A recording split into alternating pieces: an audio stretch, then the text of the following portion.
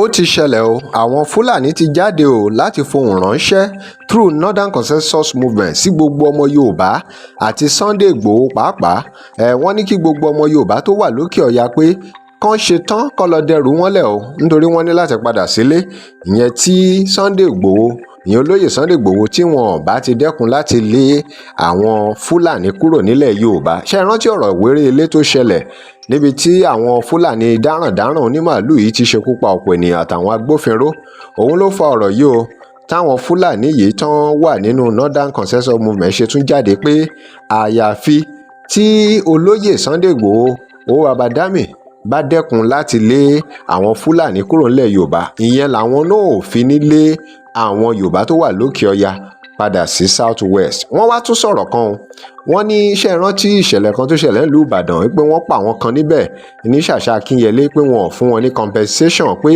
ìjọba tẹ́lẹ̀tẹ́lẹ̀ previous government pé wọ́n mọ̀ sọ́rọ̀ yìí o pé ṣùgbọ́n wọn ò gbé ìgbésẹ̀ lórí ẹ̀ àmọ́ lásìkò ààrẹ tinubu báyìí wọ́n ti wá ní àwọn fún tinubu ní 4 weeks láti san compensation otherwise àwọn máa ṣe protest peaceful protest wọ́n ní lẹ́yìn yẹn o wípé àwọn ò ní kóúnjẹ wá sílẹ̀ yorùbá mọ́ o wípé àwọn máa shut down nàìjíríà àwọn ò ní kóúnjẹ wá sí ilẹ̀ yorùbá mọ́ gbogbo.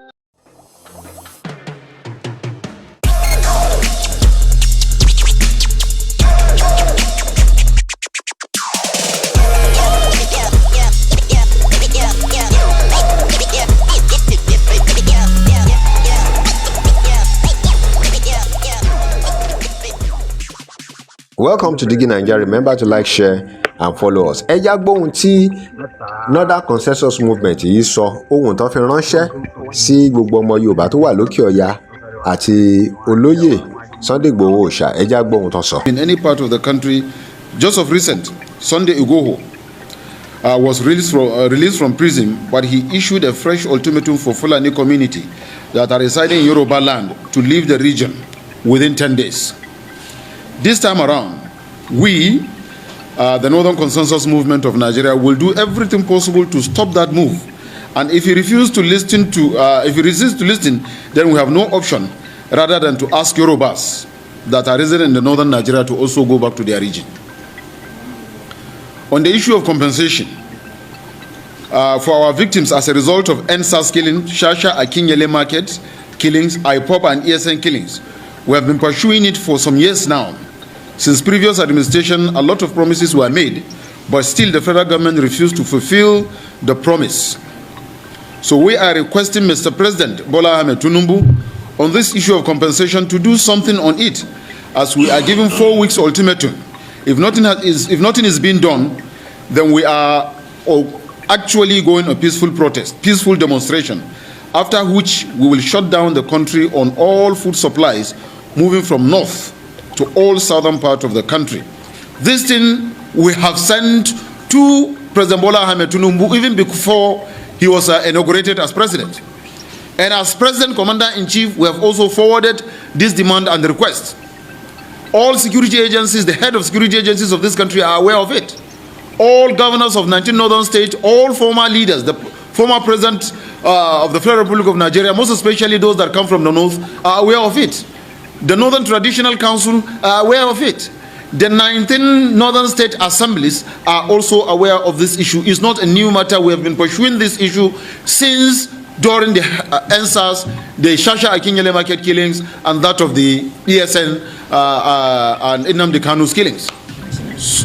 The National Assembly, I repeat, is fully aware of it under Senator Ahmed Lawan. That was mentioned specifically, and a bill was passed in that respect. So we are saying and demanding that the President and Commander-in-Chief Bola Ahmed Tinubu first pay this compensation, and also we are asking the Afenifere, the Yoruba Socio-Cultural Organization, to call Sunday Igboho to order on this continuous harassment and intimidation of our people that he is doing. I repeat, what we are shying away from this thing not because of fear. We are not cowards. We are doing so because we respect constituted authority and we respect our elders. We are cultured and we respect the culture. So call him to order so that he does not carry out his threat. If he's allowed to do that, I repeat, we will have no option than to do the same, and we are saying that we have the capacity to do the same thing. tó òun lẹ ti gbọ́ yìí o, ṣe ti gbọ́ kí ni ká ti pe léyìí, ṣé threat ni àbí kí ni ká pè é? Ẹni tẹ́ bá wò dáadáa ẹ rí pé threat ló jẹ́ o, nítorí pé wọ́n ti ń sọ pé àyàfi tí olóyè Ìgbòho tí wọ́n bá stop láti máa lé àwọn Fúlàní tó wà nílẹ̀ Yorùbá nìkan làwọn ò ní lé àwọn Yorùbá tó wà lókè ọya. Ìbéèrè kan tí ó wá yẹ kéèyàn máa béèrè ni pé kí ló dé táwọn Northern Consensus Movement yìí táwọn fi condemn àwọn Fúlàní darandaran tó pààyàn nílẹ̀ Yorùbá? Àbọ̀mọ́ aláwọn ò mọ̀ yìí pé wọ́n pa àwọn èèyàn ní ìwéré-ilé, èyí tó túmọ̀ sí pé they are very selfish people. Bẹ́ẹ̀ ni ìmọ̀tara ẹnìkan wípé kéèyàn máa rò pé òun ju gbogbo ẹ̀yà tó kù lọ, kéèyàn máa gbàgbọ́ pé nǹkan tóun bá ti ṣe àṣegbé òun ni ìwà àwọn ará bí yìí o, tó dẹ̀ ṣe yẹ kí àwọn Yorùbá kan fọwọ́sowọ́pọ̀. Àwọn náà dẹ̀ ti ṣàkíyèsí pé ọ̀pọ̀lọpọ̀ àwọn Yorùbá nípa àwọn náà máa ń túra wọn fó, àwọn náà ń ṣọ̀tẹ̀ ara wọn, náà ń dalẹ̀ ara wọn.